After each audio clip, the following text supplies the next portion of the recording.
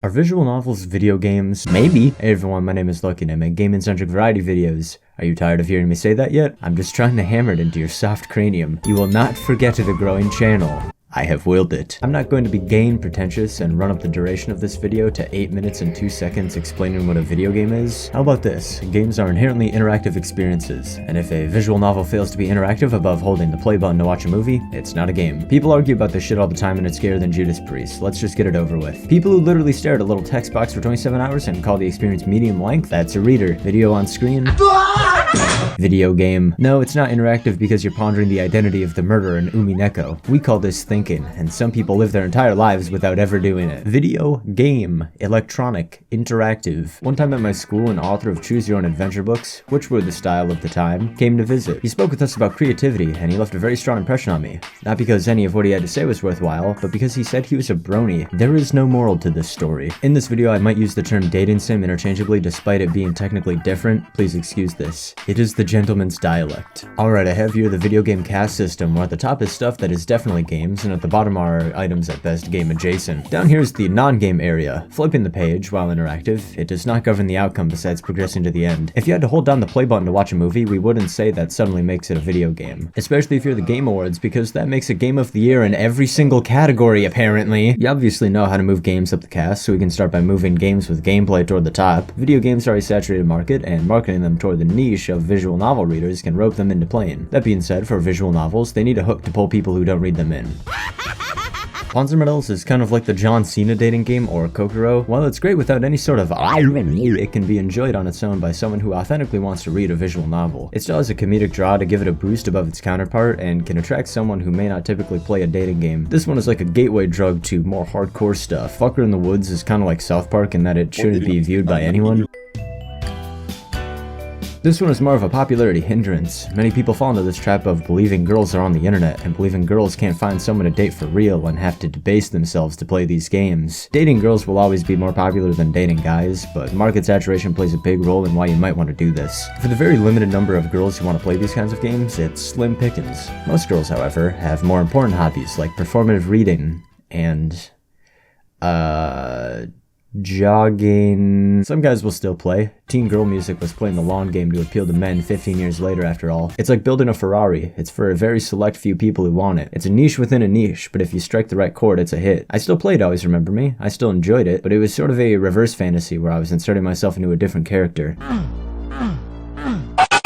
I can't explicitly say what I'm talking about here, but you can get people to play by putting it in. That about covers the rankings. I'll bump up VNs with divergent stories and choices to finish it up. I wouldn't be Lucky Game Reviews if I didn't review games, so from the bottom up, we're gonna talk about the games and if I like them. Love at first sight. This one had no choices, no reconvergent dialogue, one ending, absolutely not a game. This one was super cute. The Gimmick is the sole love interest as a Cyclops who is bullied for her appearance. This appeals to me because I confuse love and pity. This game had incredibly heartfelt moments, and the nights I played it, I went to sleep thinking about it. The ending was incredibly abrupt with minimal conflict resolution because the guy who made it was working with a very tight deadline. I have some extra stuff in my notes, but I don't know if I can show them. I didn't get to any choices. I saw it many years ago and recall it had reconvergent dialogue. Might have a half-hearted Stargate type ending where you choose to stay in magic anime kitsune world, but probably not. Of all the games I played, this was the only one I dropped. It's not like I was hung up on the secondhand embarrassment. Being edgy or quirky is never a problem. Hashtag restore the world boner. The issue was the writing. It was neither enjoyable in a humorous or ironic way because of its good quality, nor conversely enjoyable in a candid and legitimate way because of how thick it lays on the anime-isms. It struggles to progress its story because it's so hung up on being silly and it fails to strike a balance after the prologue. It just ended up irritating me. A slice of life anime has more story than this. Fucker in the Woods. This one was about an hour long and very funny. It was made by one of the guys who worked on Barkley Guidance, so it has that same sort of odd humor. I call Telltale games choice-likes because it's like you have a choice. To contrast this, I present Fucker in the Woods, where choices truly matter. LuGame. Lunchtime Games Club, commonly abbreviated to LuGame, was disappointing. I know better now. I feared that if I didn't want to sample it for the video, I might have dropped it. I went into this one with high hopes, got a little disappointed, but eventually rebounded during the convention arc. Crucially, this is when the paths diverge. Not spoilers, just don't get roped into Tifa's thing because you want to be a good friend and supporter. It broad is that already. This is always an issue with dating sims that establish a childhood friend who secretly likes you character. I always feel guilty not choosing her, and holy shit, Tifa makes me feel guilty for not choosing her, and frankly makes me feel guilty for choosing her for like half her path. I love you. Fuck off.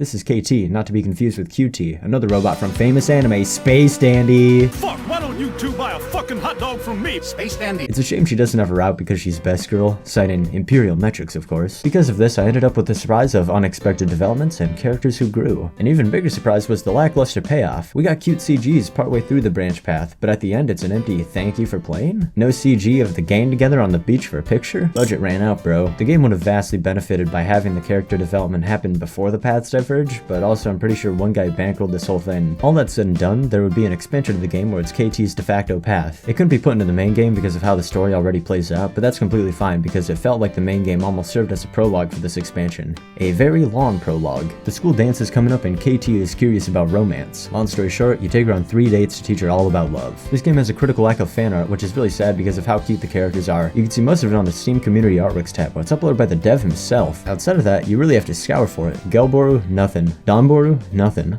There is a surprising amount of art on another board though. The dev uploaded all of the artwork on this site, and I do believe he actually made some of it himself. And all of the source of the link to where the art came from, it all leads back to the Steam page. King, you dropped this. Mega based. I can't hold them. The marketing worked. Also, the Urban Meadows publishing website has been down for years, making the additional comic partially lost media.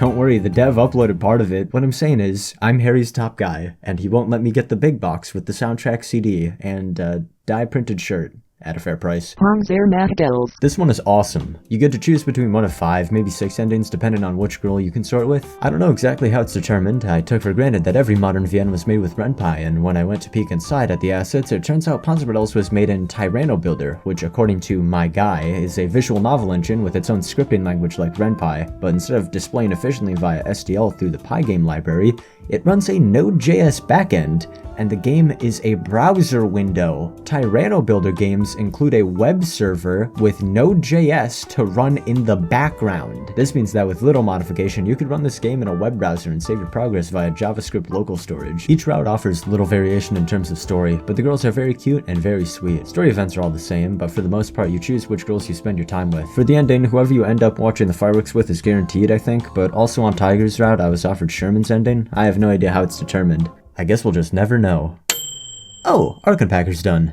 It turns out that there are 5 endings, with 4 for if you have enough points by treating your special weapon well, and 1 to fall back on if you don't. This is a good system because if you want a particular ending, you don't exactly have to make the exact right choice one time and one time only. Also, the pointers to the girls were their respective names, except Sherman's. I want to touch them swag baskets. The humor is very good. It had an incredible range from niche and on the nose to borderline absurdism. You're lounging in the water in full uniform. Take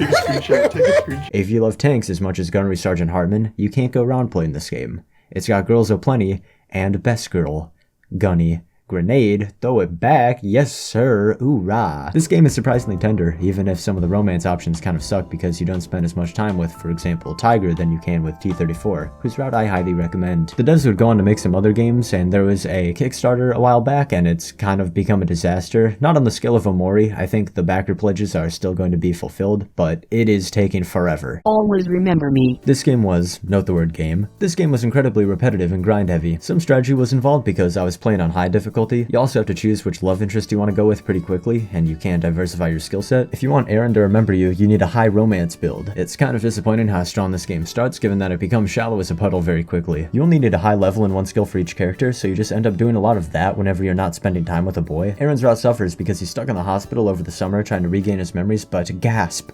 drama. His ex-girlfriend appears and cunt blocks you except for 1 hour after work and I think 3 hours on the weekend. His dad is wealthy, she wants to live lavishly, and his dad also doesn't like you, but I don't know why. It's not important, not everything needs to be explained. I'm not sure if I could recommend this game, maybe get it on a sale or something, I don't know. This game had a sequel, but the nature of a sequel after a happy ending implies trouble in paradise and people really didn't like it, so I didn't play it. Honey Pop. I don't have anything to say about it. It's Bejeweled that undresses girls. Join me next time when I play Pussy 3. Shower a girl with gifts, turn on the charm, and let her put out. Honey Pop is the worst dating advice you could ever give someone, or possibly the best.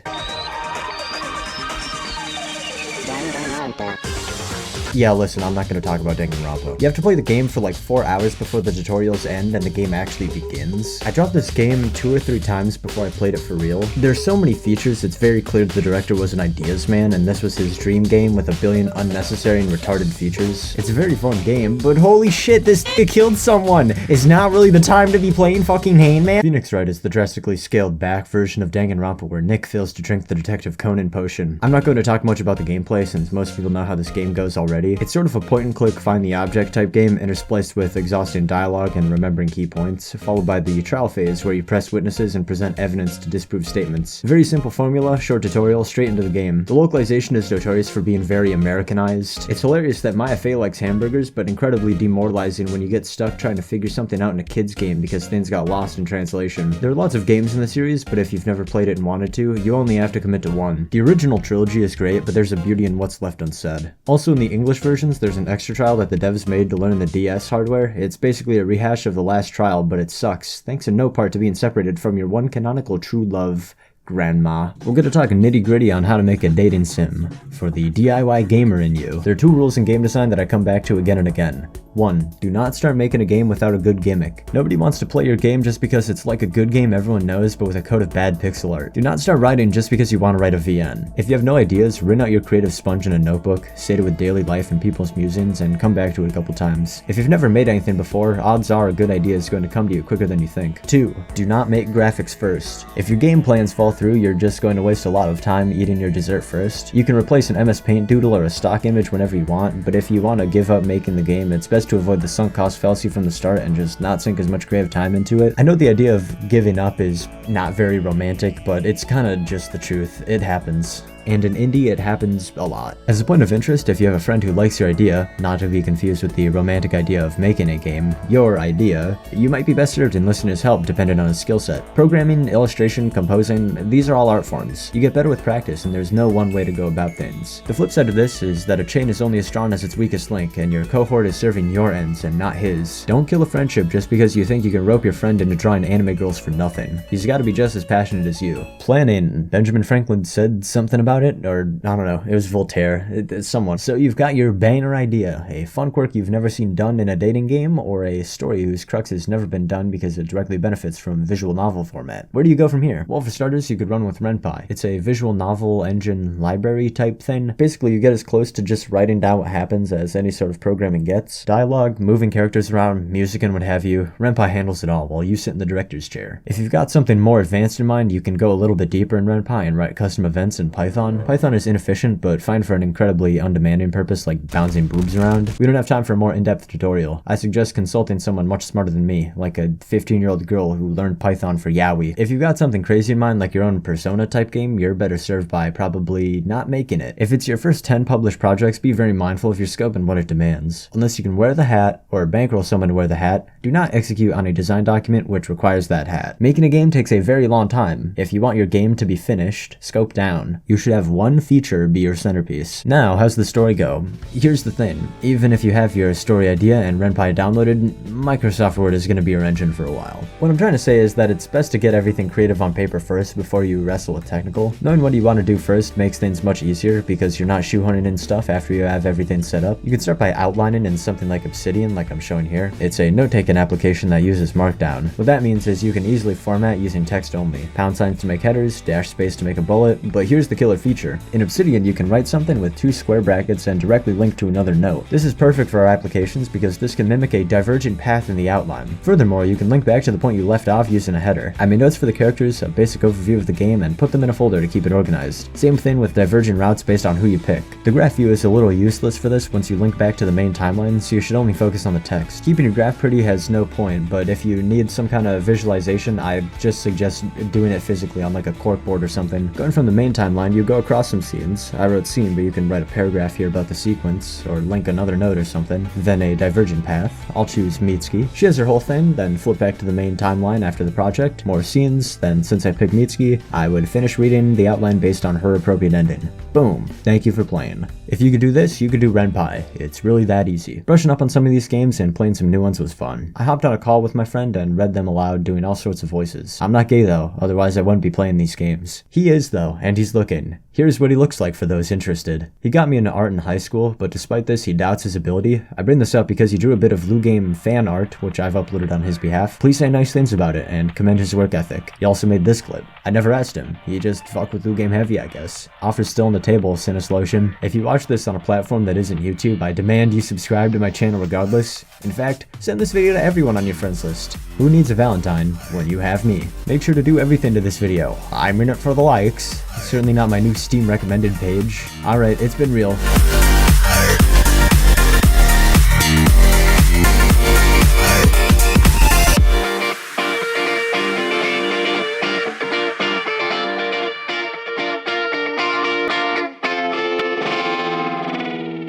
Just stay calm, Lucky. We don't have to do this the hard way.